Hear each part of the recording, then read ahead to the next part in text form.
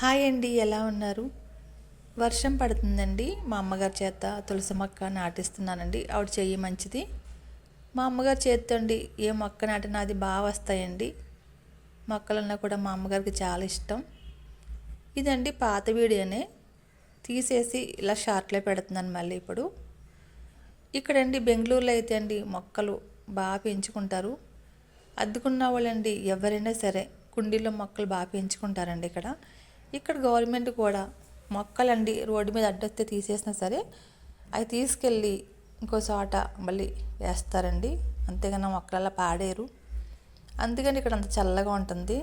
మన ఊర్లో అయితే అండి మొక్కలు పెంచుకుంటే గోళ్ళు పడిపోతాయి అనేసి చాలా మూఢనమ్మకాలతో ఉంటారు. అందుకే మనకు అంత ఎండ అలా ఉంటుందండి. ఇక్కడండి ప్రతి ఇంటికాడ కుండీల్లో ఎన్ని మొక్కలు ఉంటే చెప్పలేమండి. అంత ఇష్టంగా చూసుకుంటారు. అందుకే ఇక్కడ అంత చల్లగా ఉంటుంది. ఈ నిజం తెలుసుకోకండి చాలామంది మొక్కలు కొట్టేసుకుంటూ ఉంటారండి.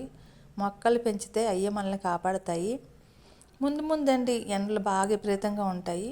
ఇప్పుడు నుంచైనా సరే మొక్కలు పెంచుకుంటే మనం రాబోయే కాలానికైనా కొంచెం మంచి జరుగుద్దని నమ్మకం. ఏమంటారు? బాయ్ అండి.